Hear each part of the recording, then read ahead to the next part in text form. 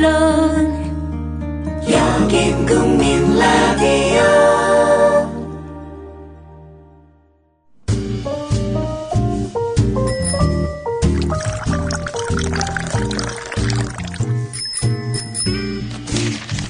아침 신문 귀로 읽기 김용민 PD의 조간 브리핑. 때는 바야흐로 힘없는 백성의 울분이 한겨울 눈처럼 소복소복 쌓여만 가는 2014년. 신여성스러운 그 이름 마녀 톡톡. 아이고 여보 영감, 신선한 야채는 삶아서 맛 좋은 과일은 신선함 그대로 동결 건조한 해땡 주스래요. 마누라야, 그럼 영양소 파괴 없이 한 봉지에 담겼겠구만. 한 봉지를 얼른 물에 타주시오. 읽고 있는 견사도 해땡 주스 마녀 톡톡 한잔하고 싶구나. 여름 푸드 스토리의 마녀 톡톡. 지금 바로 검색창에 마녀 톡톡을 검색하시라.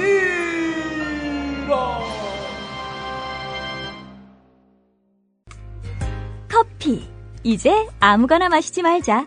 커피를 즐기는 사람들에게 질 좋은 한 잔의 커피는 하나의 권리입니다. 커피를 아는 전문가가 정성을 다한 로스팅으로 만든 제대로 된 커피. 제제 원두커피로 여러분의 권리를 누려보세요. 02-749-1002. 주소창에는 카페제제.co.kr, 그리고 검색창에는 카페제제를 검색하세요. 카페제제는 서울 용산구에 위치해 있습니다. 카페제제는 카페가 아닙니다. 커피 전문 인터넷 쇼핑몰입니다. 헷갈리지 마세요. 네, 7월 22일자 조간신문이 전하는 주요 기사 살펴보겠습니다. 김용민 PD의 조간 브리핑입니다. 안녕하십니까? 네, 안녕하십니까? 예. 재보선 소식이 먼저 짚어봐야 되겠네요. 예, 그렇습니다. 이른바 권은희 재산 신고 축소 의혹 또 논란. 예. 오늘 조중동이 어제에 이어 오늘도 군부를 지피고 있습니다.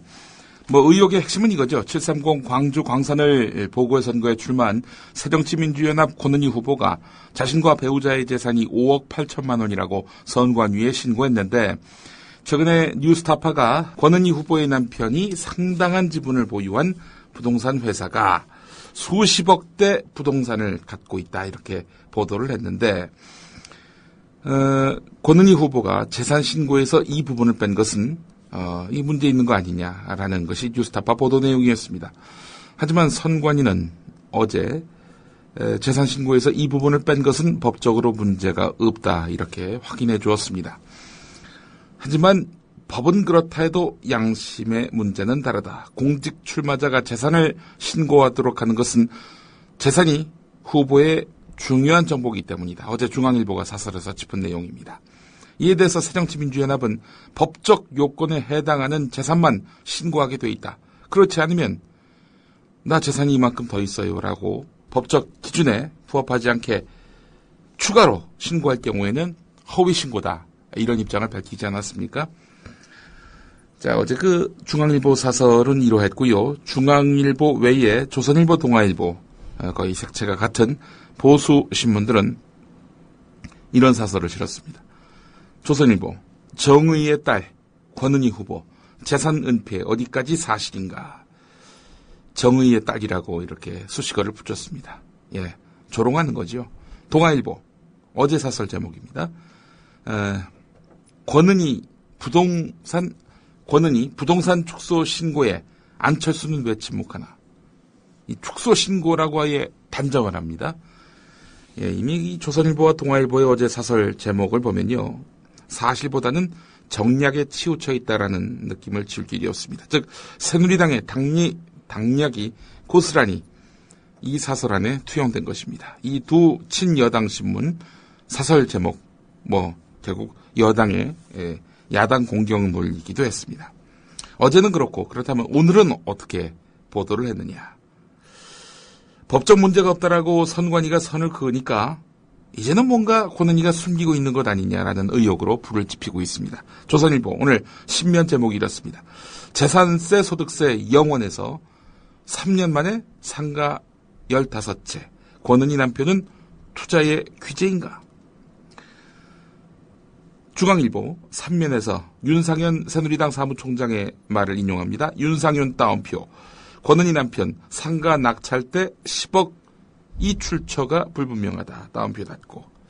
동아일보 8면 법인 명의 오피스텔에서 가족이 거주했다. 사실상 개인 재산 아니냐는 의혹이다. 뭐 이런 내용입니다. 한국일보 3면으로 가보겠습니다. 남편 4년 동안 소득세 0원인데 이것은 적자 탓이다. 라고 권은희 후보 측은 밝히고 있지만 증빙자료는 안 내고 있다. 투기성 의구심에도 불구하고 법적 문제는 없다.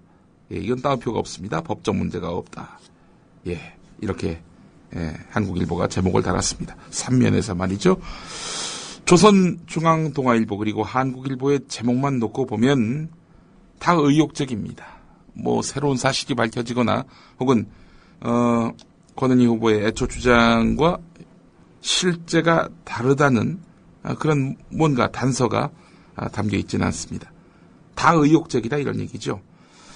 그런 걸 보면은 국민일보 3면에 제목이 균형감이 있습니다. 재산 축소 탈세 의혹, 법적 문제가 없다곤 하지만 경매로 부동산을 불렸다는 점, 이건 석연치 않다. 이겁니다. 의혹밖에 없다 이런 얘기입니다. 법적으로는 문제가 없다 이런 얘기죠.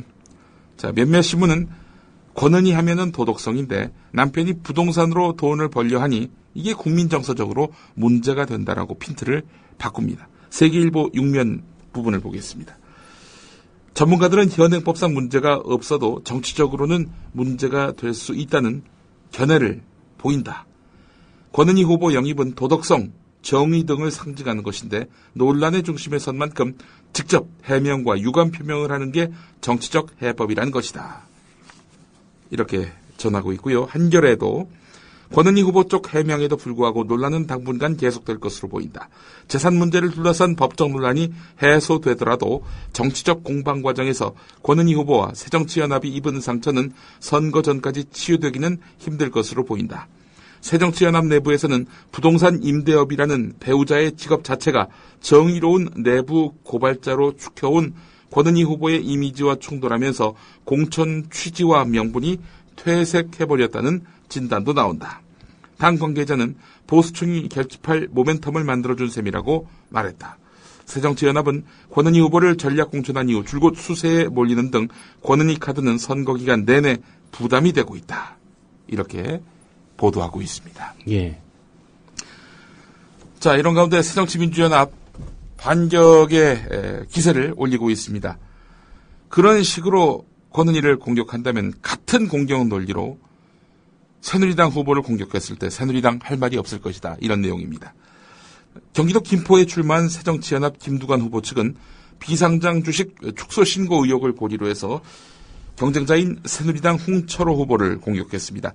비상장 주식 홍철호 후보 다 합치니까 한 33억 됩니다. 그런데 33억의 그런 액면가와는 달리 이 자산을 따져보니까 555억의 그 자산이 이제 파악이 됐고 부채를 빼고도 184억의 가치가 있다. 그런데 재산 신고는 주식 33억 이게 말이 되느냐 라면서 축소 신고 의혹을 제기했습니다. 새정치민주연합의 박영선 원내대표는 왜 권은희 후보만 문제가 되고 새누리당 후보들은 문제가 되지 않는가 라면서 역공을 펼쳤는데요.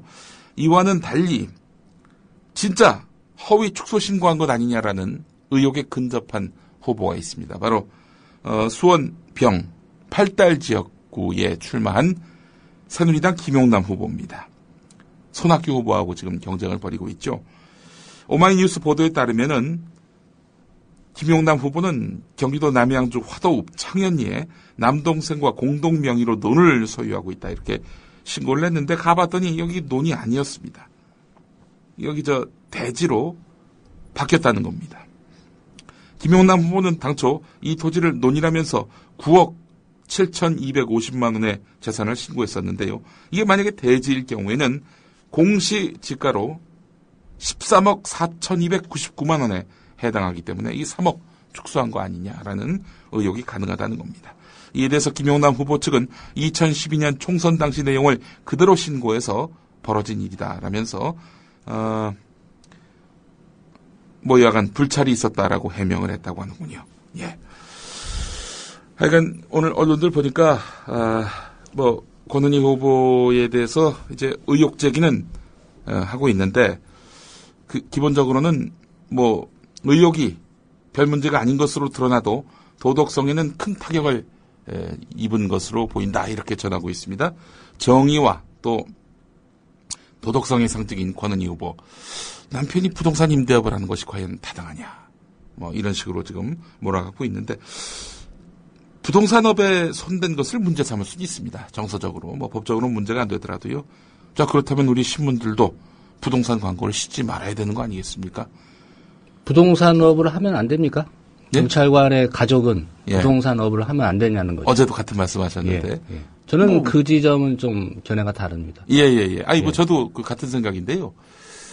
권은희 후보가 갖고 있는 이런 정의의 상징성에 비춰볼 때 적절해 보이지 않는다, 어울리지 않는다, 이런 얘기인 것 같습니다. 이 신문들의 이야기는요. 예.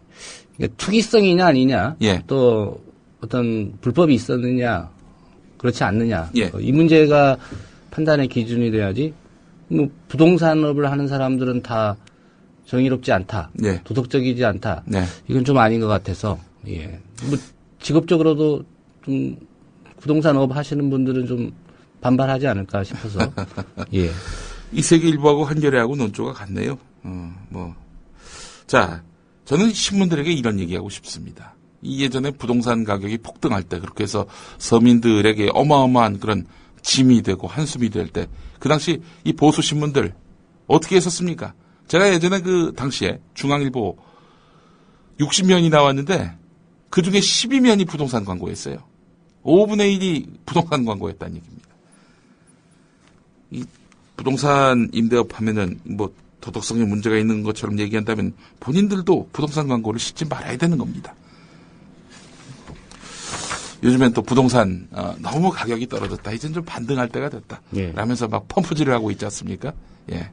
누가 사실 이제 누구를 욕을 법적인 합니까? 기준에 맞춰서 신고를 했다고 하지만 예. 권은희 후보나 예. 김용남 후보나 예. 홍철호 후보나 네. 내가 이런 비상장 회사의 주식을 갖고 있는데 네. 지분은 몇 %고 예. 또 남편은 갖고 있는데 네. 이 회사가 이런 재산을 갖고 있다라고 네. 했다면 아무 문제가 좀 없었을 텐데 네. 일단은 어떤 법적인 기준에는 맞게 했는데, 예. 중앙일보가 그래서 법 개정을 해야 된다라고 이야기하고 있는데 그걸 권은희 후보한테 물어보면 안 되죠. 아직 국회의원도 안 된 양반한테. 정치권의 앞으로 비상장 주식의 그 액면가 뿐만 아니라 예. 실질적인 가치가 얼마인지를 신고할 수 있도록 이렇게 관련 법을 또 개정하면 예. 될 것 같습니다. 그 정치권에 그렇게 촉구하면 되는 거죠. 예. 자, 다음 소식으로 넘어가 보겠습니다. 놀라운 소식입니다. 어제가 KBS가 보도한 내용인데요. 경향신문 14면입니다. 군 수사기관이 국군 사이버사령부의 정치 관련 댓글 의혹과 관련해서 조직적인 정치 개입이 있었다고 결론 내린 것으로 알려졌습니다. 2012년 총선과 대선 당시 사이버사령부가 댓글로 불법 정치 개입을 했다는 의혹을 지금 국방부 조사본부가 조사하고 있지 않습니까? 최근 사이버사령부가 조직적으로 글을 작성해서 인터넷에 배포한 것으로 확인했다고 어제 KBS가 보도를 했습니다. 조사본부는 특히 지난 대선 당시 이거 정말 재밌습니다. 민주통합당 문재인 후보의 대선 슬로건과 포스터인 사람이 먼저다 문재인을 북한이 먼저다 문재인으로 패러디한 그림을 트위터상에 이렇게 게시 배포한 사람이 사이버사령부 대북심리전단 소속의 김모 하사인 것으로 확인했다고 합니다. 아니, 하라는 대북심리전은 안 하고 왜 대남심리전을 합니까, 이 양반? 이 번지수를 잘못 찾으셨나? 그동안 심리전단의 댓글 활동이 대북심리전 일환이라던 군 당국의 해명과 정면으로 배치되는 것인데요. 북한 대응과 무관하게 대선 개입 행위를 한 것입니다. 자, 이번 그 최종 수사 결과는 지난번 중간 수사 결과를 뒤집는 겁니다. 부실, 축소 수사 논란 당연히 일겠지요. 군 당국이 정치적 파장을 최소화하기 위해서 속도 조절을 한 것 아니냐. 그때는 그렇게 발표하고 나중에 발표한 때는 사실대로 발표해야지. 당시에는 그 국정원뿐만 아니라 군의 대선 개입 의혹이 폭발적으로 제기가 됐었고요. 촛불이 들불처럼 번지던 때였거든요. 그래서 일단은 지금은 축소 발표하고 나중에는 제대로 발표하자. 이랬던 것은 아닌지 모르겠습니다. 예, 사이버 사령관이었던 연재욱 씨, 예. 옥도경 씨도 형사 입건을 했군요. 그렇습니다. 예. 그때는 아예 뭐 조사도 제대로 안 했죠. 예. 검찰이 세월호의 실소유주인 유병헌 전 세모그룹 회장에 대한 구속영장을 재발부하면서 끝까지 재검거하겠다는 의지를 밝혔습니다. 어제 유병헌 전 회장 사체로 추정되는 시신이 순천에서 확인됐다는 보도가 나오기 전에 검찰이 예. 영장을 재청구했죠. 예, 그렇습니다. 이번 영장 같은 됐고요. 경우에는 유효기간 6개월짜리입니다. 예. 통상 장기 도주자에 대해서는 기소 중지 후에 체포영장을 발부받는 것이 일반적인데요. 하지만 검찰은 이례적으로 구속영장을 재청구하면서 유병헌 전 회장 검거 의지를 다졌습니다. 지난 4월부터 유병헌 전 회장 검거 작전을 벌여온 검찰 아닙니까? 검거 작전에 투입된 인원만 검찰 수사관 110명, 경찰 2,500명, 해경 2,100명에 달했습니다. 지난달 13일에는 유병헌 전 회장 검거를 위해서 전국 24만 곳에서 반상회가 열리는 그런 촌극이 벌어지기도 했는데요. 검찰은 유병헌 검거에 실패했습니다. 근데 문제는요, 정작 유병헌 전 회장을 붙잡아도 그렇게 해서 재판정에 세워도 참사의 법적 책임을 묻기 어렵다는 그런 지적이 나오고 있다는 겁니다. 세월호 침몰로 인한 업무상 과실치사 혐의를 유병헌 전 회장에게 적용하기 어렵다는 겁니다. 살인죄도 아니고 업무상 과실치사인데 이것마저도 적용하기 어렵다는 겁니다. 왜냐? 최근 공판에서 세월호 선사 청해진 해운의 대표가 유병헌 전 회장의 지시로 세월호를 증축했다는 검찰의 공소사실을 전면 부인했다는 겁니다. 유병헌 전 회장이 시킨 게 아니에요. 뭐 이랬다는 거죠. 그렇다면은 이거 뭐 확실한 유병헌 전 회장이 이 청해진 해운 대표에게 증축하라 이런 지시를 했다는 명직한 증거를 확보하지 못하면은 그냥 이 사람은 과실치사 혐의도 적용하기 힘들다는 겁니다. 그런 유병헌 씨였습니다. 자, 그런데 이미 뭐 많은 분들이 보도를 통해 접하셨겠습니다만은 유병헌 씨의 사체가 확인됐다고 경찰이 밝혔습니다. 유병헌 씨 사체일 가능성이 높아 보인다. 이런 보도가 지금 나오고 있는 보도 아니겠습니까? 조선일보는 아예 단정했습니다. 유병헌 사체 맞다. 이렇게요. 검찰은 DNA 분석 결과 유병헌 회장일 가능성이 99% 이상이다. 이렇게 말했다고 하는데요. 순천에서 구리로 넘어가는 학구 삼거리 도로변 매실밭에서 발견됐다는 겁니다. 자, 그런데 발견 시점이 언제냐? 어제 발견된 게 아닙니다. 어젯밤에 발견된 게 아니라요. 지난 6월 12일에 발견됐다는 겁니다. 한 40일이 지난 거네요. 예, 그렇습니다. 예. 6월 12일에 발견됐다는 겁니다. 발견 당시에는 유병헌 씨가 겨울 옷차림이었고 가방에는 막걸리와 소주병 등이 있었다고 하는데 얼굴이 완전히 부패된 상태였다고 합니다. 그래가지고 DNA 조사를 의뢰했다는 건데요. 이에 대해서 구원파 측의 주장이 나왔습니다. 유병헌 회장을 만난 거는 5월 25일이다. 그 이후엔 우리는 못 만났다. 이런 이야기인데요. 5월 25일에 유병헌 회장이 살아 있었다는 거 아닙니까? 그렇다면은 6월 12일에 완전히 부패된 시신으로 발견됐다. 이건 좀 맞지가 않는다라는 것이 구원파 쪽의 주장입니다. 한 18일 만에 그렇게 될 수 있느냐? 예, 그렇습니다. 뭐 아무리 더워지는 때긴 하더라도 말이죠. 그리고 유병헌 회장은 술을 안 먹는다라는 것이 구원파 측의 입장입니다. 조선일보는 아예 유병헌 씨 사체가 맞다 이렇게 단언하고 있고 구원파는 그렇지 않다 이렇게 이야기하고 있는데 둘 다 신뢰할 수 없어서 어떡하죠? 누구 말이 맞는지.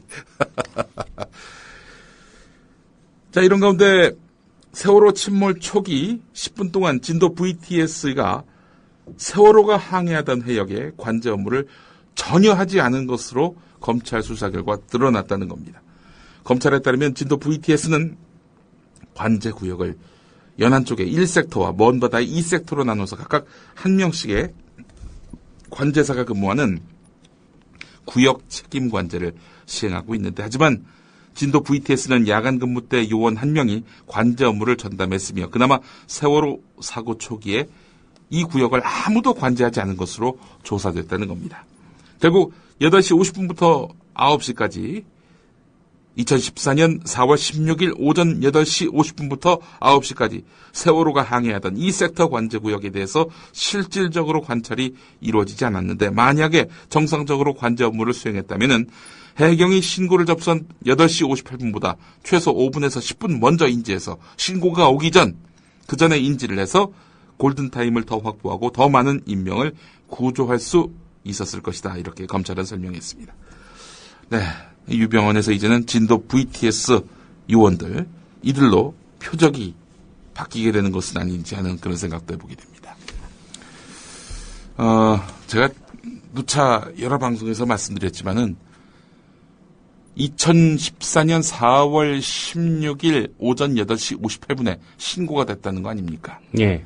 2014년 4월 16일 오전 8시 58분 이전은 유병헌 책임일지 모르겠지만 그 이후의 책임은 정부의 책임입니다. 그런데 이 모든 책임이 다 유병헌에게 있다는 식으로 호도하는 것은 이건 말 그대로 책임 회피죠. 책임 전가죠. 예. 진도 VTS 해경 소속이죠. 해경은 해양수산부 소속이고요. 해양수산부 장관 누가 임명합니까? 대통령이 임명합니다. 또 이것도 실무자들한테 다 뒤집어 씌우는 이런 책임 전가 행위가 이어지지는 않을지 하는 그런 생각을 또 해봅니다. 여야가 한 달 일정으로 7월 임시국회를 열고 세월호 특별법 논의를 다시 시작을 했습니다. 오늘 한겨레는 새누리당의 얼토당토 않는 특별법 왜곡이라는 제목의 사설을 실었습니다. 새누리당의 최근 태도를 보면 과연 특별법을 만들 의지가 있는지조차 의심스러울 정도다. 이렇게 개탄하고 있는데요. 새삼 묻는다는 생각이 드는데요. 새삼 어떻습니까? 묻는다는 생각이고, 아예 애초부터 어떻게 책임을 면피하려는 그런 의지가 너무나 역력했던 새누리당 아니겠습니까? 자, 일단 지금 새누리당의 핵심 논리는 이겁니다. 수사권을 부여하면 사법 체계가 흔들린다. 이거 아니겠습니까? 한겨레가 여기에 대해서 정면으로 반박합니다. 진상조사위원회를 만들어서 여기에 수사권을 부여하면 사법 체계가 흔들린다는 새누리당의 주장은 기본적으로 틀린 말이다. 이것은 일종의 특별검사제라고 할 수 있다. 단지 특별검사 한 사람한테 의존하는 보통의 특검과는 다르게 진상조사위원회가 수사 방향을 결정짓는다는 점이 다를 뿐이다. 또 진상조사위원회가 수사권을 갖더라도 철저하게 법원의 통제를 받게 되며 수사와 기소 절차도 형사소송법을 따르게 돼 있다. 상황이 이처럼 명료한데도 새누리당이 수사권 부여에 대해서 기를 쓰고 반대하는 이유를 짐작하기란 어렵지 않다. 말 그대로 성역 없는 조사가 두려워서일 터이다. 특히 세월호 참사 당일에 박근혜 대통령의 행적을 비롯해 청와대가 본격적인 수사 대상에 오를 것으로 보고 이걸 사전에 차단하려는 의도가 짙어 보인다. 모레는 세월호 참사가 일어난 지 100일이 되는 날이다. 하지만 참사의 원인은 제대로 밝혀지지 않았고 책임 문제 역시 두루뭉술하게 넘어가고 있다. 참으로 부끄러운 노릇이다. 청와대와 새누리당은 언제까지 사법체계 운운하면서 진상규명의 발목 잡기를 계속할 것인가? 이렇게 한겨레는 꾸짖고 있습니다. 세월호 참사, 이 전대미문의 비극 앞에서 대한민국은 달라지겠다고 다짐을 했지만 부끄럽다, 달라지겠다 이 약속 바뀐 거는 0.5%뿐이라는 세계일보 일면 기사도 주목됩니다. 이게 무슨 얘기냐? 정부와 여야가 세월호 후속 대책으로 내놓은 법안이 190건에 달한데 이 가운데 61건만 발의가 됐고 이 가운데서 공포가 된 것은 한 건에 불과하다. 이런 이야기입니다. 세월호 침몰 사고의 진상규명을 위한 국정조사 계획서 승인안. 네, 이걸 포함해서 본회의 의결을 마쳤는데 5건 정도가 이제 본회의 의결을 마쳤는데 이 가운데서 공포된 것은 딱 하나밖에 없다 이런 얘기입니다.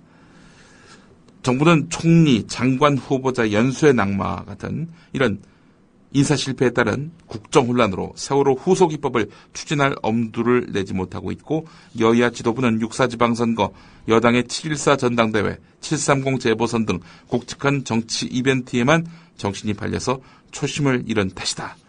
세계일보는 이렇게 그 원인을 찾고 있는데 제가 봤을 때 여당의 방해죠.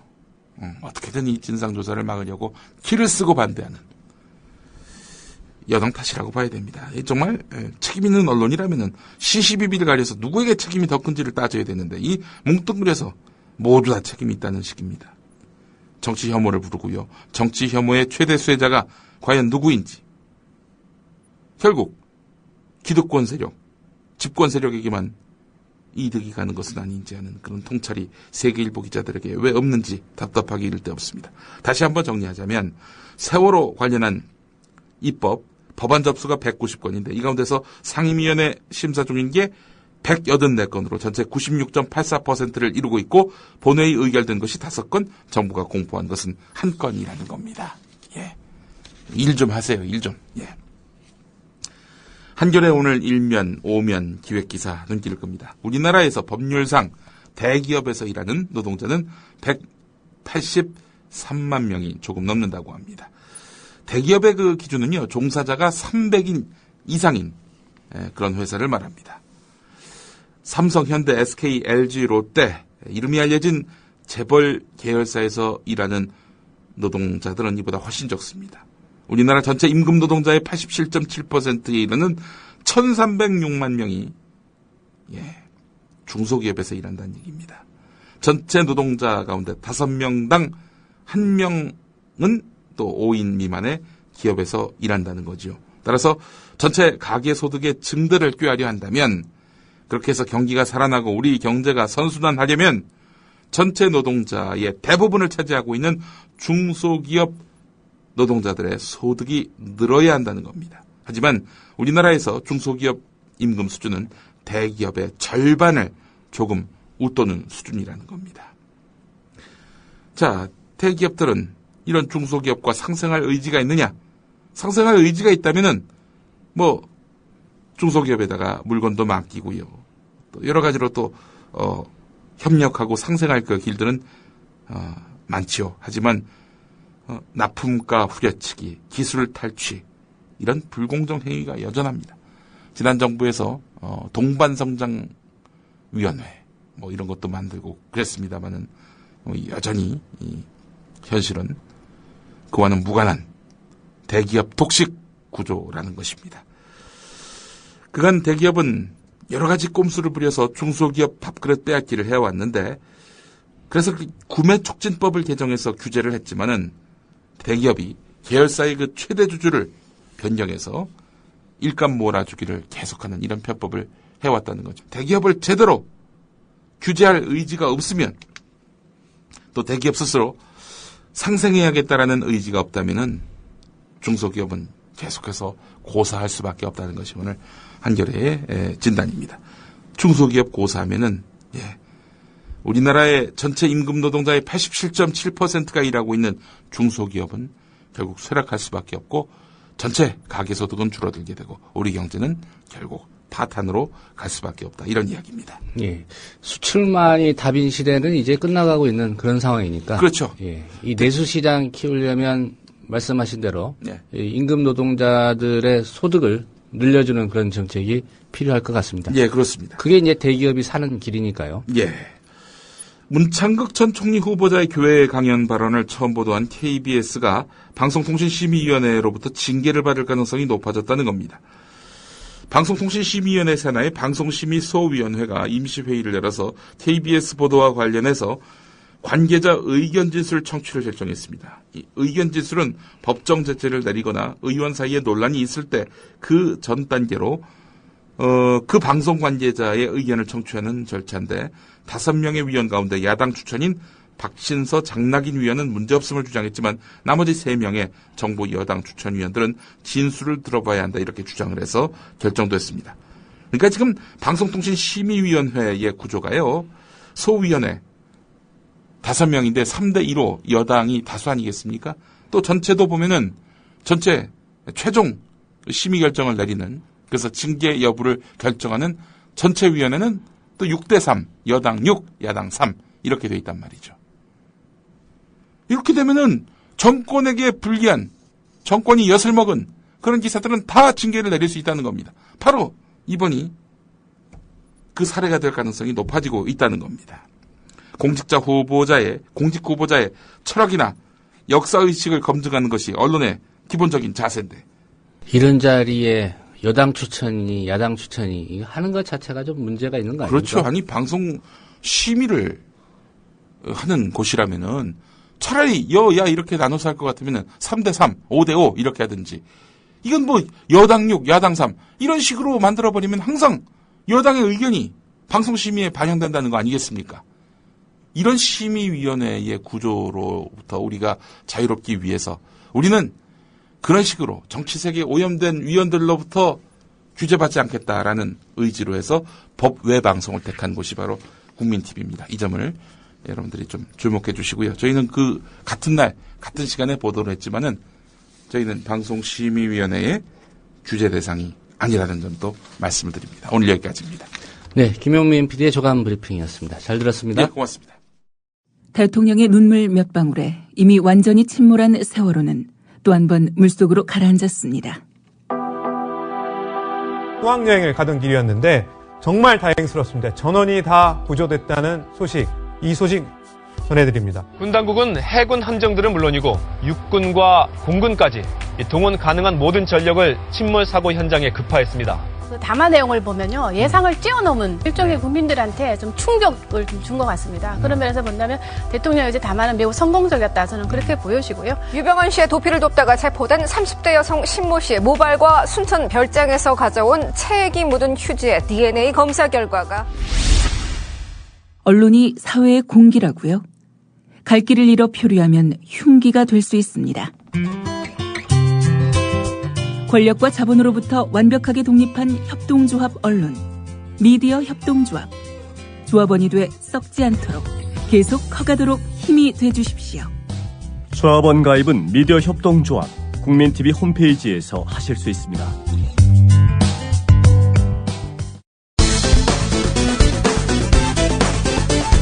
네, 이번 선거의 최대 이슈는 비상장 주식인 것 같습니다.